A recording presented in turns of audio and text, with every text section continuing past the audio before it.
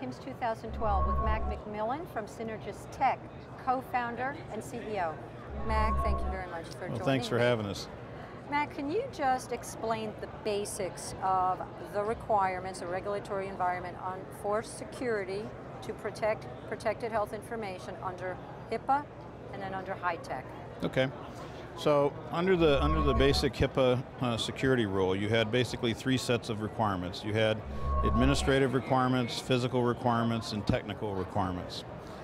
And it pretty much ran the gamut of basic security requirements around the protection of data and the securing of the system environment that the data was in. So think of it this way: anywhere where there is protected health information, right, patient information, any system that has patient information stored in it, or that processes it, or that transmits it in some way, has to be protected and has to meet the various requirements under the HIPAA security rule. Okay? Is there a difference between what is required for PHI that is transmitted electronically as opposed to PHI that is not transmitted electronically? But still transmitted in some manner? Of course. If you have protected health information that's going to be transmitted over an open network, which means through the internet, that transmission is supposed to be encrypted. And there's two reasons for that. One reason is to ensure the integrity of the message. In other words, that the message you sent is the message that was received, that the data was not somehow corrupted or altered in some fashion. And then the second reason is so that you can actually authenticate who's actually receiving that information, so that the person who receives it is the person who's capable of de-encrypting it. Now right? Explain who is covered, as in who is a covered entity under HIPAA and HITECH, and who is also covered or liable under these rules as a business associate. Okay. So under the basic HIPAA security rule, you had three covered entities. You had providers, hospitals, so to speak, physician practices. You had payers, insurance companies, people who handled claims and insurance. And you had clearinghouses, people who actually handled the process or the transactions between providers and the payers, if you will, right? Under HITECH, the business associates under the HIPAA security rule were not covered entities. So HIPAA security did not, the basic HIPAA security rule did not apply to them as it did to the covered entities. So in other words, the government didn't have a statutory foundation, if you will, to enforce the law on business associates, which was one reason why you had to have a business associate agreement as part of your contract, so that a covered entity could take legal action against a business associate if they caused a breach or did something that they shouldn't do, right? Under HITECH, HITECH applies the HIPAA security rule, the HIPAA privacy rule, et cetera, to business associates just like it applies to covered entities. So now any company that provides a service to a covered entity and handles protected health information as part of that service is responsible under HIPAA just like the covered entity is. And the actual specifications of their responsibility will be coming out shortly when the omnibus rule is released, or the revision to the original HIPAA security rule. So if you are providing a cloud-based EMR, you would be a business associate with direct and primary liability under HITECH, is that correct? Correct. So do you think that... Although there are some who debate that. There are some who try to utilize the conduit provision or the conduit exemption in HIPAA to say, we only host the data, we only let the data flow through, we don't really touch the data. But the conduit provision was not designed for that purpose. And anybody who hosts a clinical system or hosts protected health information and has access to those systems at their location is a business associate. Can you talk about what kind of penalties are imposed for a breach under HITECH? So it could be a number of things depending on the type of breach it is, and what they discover in the investigation. In other words, was it a mistake or something that occurred that was not something they could control? For instance, let's say an organization contracted a malware virus that there was no known signature for, right? That had the capability to collect data and transmit it out of the network. That type of situation might lead to a breach, but even with all reasonable precautions, there was no way that the organization could have prevented that, or possibly prevented that, right? So in that scenario, it's not likely that they would get a fine. It's likely that they would just be given an opportunity to correct the situation or to remediate as best they can.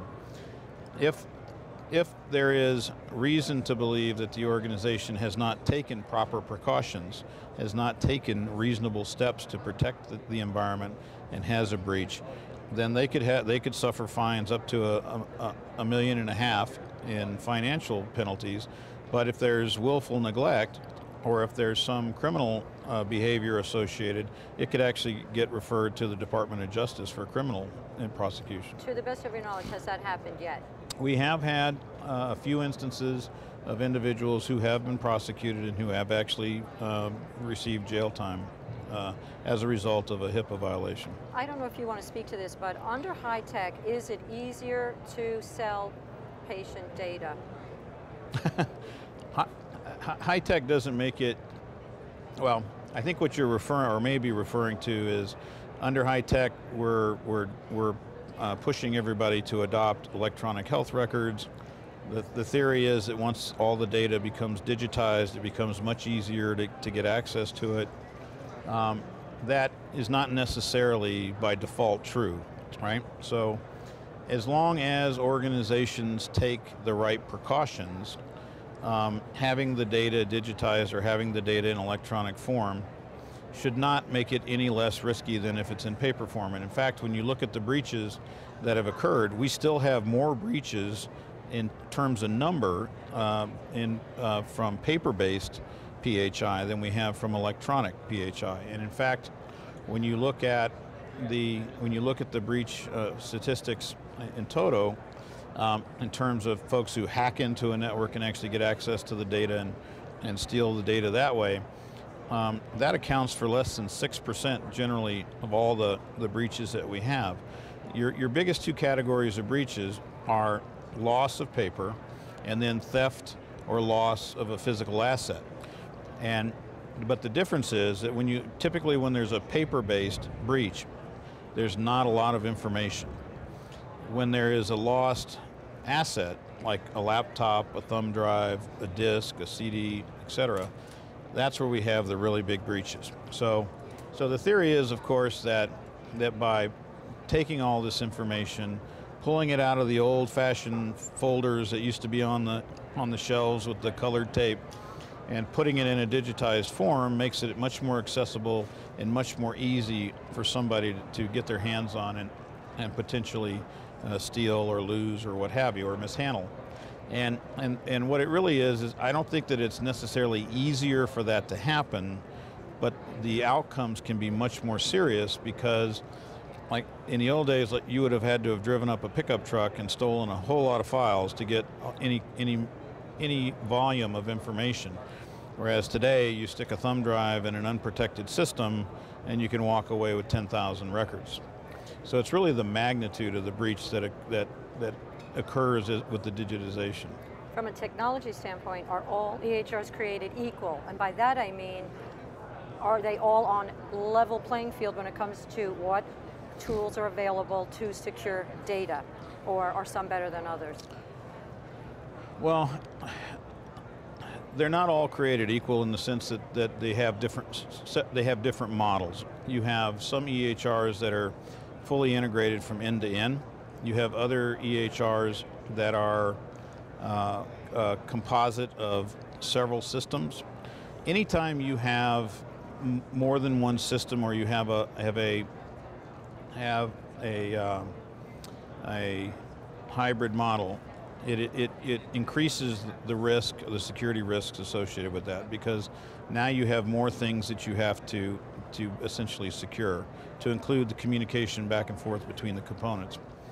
Whereas with a fully integrated system, it's much easier for me to track the data and track what users are doing in the data from where it's created to where it comes out the other end. Does that make sense? Yes. But with respect to the systems that form the ecosystem around the EHR, they're all pretty much created the same in the sense of what's available to secure them or secure the environment around them. Tell me what you're doing at Cynergistek. At Cynergistek, we basically help hospital, not just hospitals, but anybody in the healthcare industry, be it providers, business associates, et cetera, understand what their compliance requirements are, understand where they are with respect to privacy and security, and then how to build a program that will allow them to not only protect the data properly, but to meet their compliance requirements. And one of the things that we focus on at Cynergistek is not just the confidentiality aspect of security with respect to healthcare data, because there's a lot of attention given to the data. There's a lot of attention given to the system, and we tend to overemphasize the confidentiality aspect of it or the privacy aspect of it, and we tend to forget that there's a patient safety aspect to this as well, and that's the part that worries me the most. And because whereas I don't want to lose somebody's record, I don't want to expose somebody's private information, it would worry me, that doesn't worry me near as much as somebody potentially harmed because either the data in a system is corrupted somehow, or a system is not available when they need it, when they're delivering care, or when a system is somehow interrupted, as we saw at the Black Hat and DEF CON conferences this year, where they actually talked about the weaknesses in various health systems like MRIs, CT scanners, healthcare clinical decision support systems, where you had guys who actually demonstrated hacks where they were able to interrupt the signals going to a heart monitor or to an insulin pump, right? When you start talking about affecting medical devices that are connected to people, you're talking about patient safety now. You're talking about quality of care, and that's much more important than protecting their privacy. They're both important, but I'm much more concerned about your health than I am whether or not your data was compromised. Well, since you brought it up, Mac, and since we all are always hearing about potential cyber attacks coming from all kinds of places, are we at more risk if our health depends upon the grid not being interrupted, and we live in an environment where potential enemies overtly say they want to cyber attack us? Where are we going with this? Well, obviously I'm not in the government anymore, so but I know there's a lot of people that are putting a lot of thought into cyber defense in our nation. We have new organizations in our government that are literally focused on this problem. And I know that folks are paying a lot of attention to that. I'll tell you though, in healthcare, if you talk to the clinicians, the doctors, and you ask them, if you lost the system, what would you do? They'll tell you, we'd still operate, we'd still take care of the patient. And I have much more faith in them taking care of me, them doing it directly. What I worry about is when they have the system and they think the system is functioning properly, and something is wrong in the system that they're not aware of, and they get given the wrong information, and they make a mistake as a result of relying on the system, which if they didn't have the system, they would rely on their own judgment, right? So, when you start using systems to support processes, that system has got to be accurate, because if it's not, we tend to become reliant on those tools, right? Now there's checks and balances, and certainly, anytime that primary caregiver is responsible ultimately for whatever he or she does with a patient, and they're very conscientious about that, obviously. But that's what I worry about the most. You know, things like data being corrupted, things like information being wrong with respect to allergies or medicines or that sort of thing. If somebody corrupts the data somehow or affects the system, or if we're talking about a medical device, like I said, that's actually connected to you, that's doing something for you, and I interrupt that signal and cause that insulin pump not to give me the insulin that I need when I need it, or maybe to give me too much when I don't need it, it could impact me directly, right? So we're using systems more and more in healthcare today, and those systems need to be reliant. The integrity needs to be there on that system. Mac, thank you so much. This is Ann Fishman at HIMSS 2012 with Mac McMillan from Cynergistek. Thank you.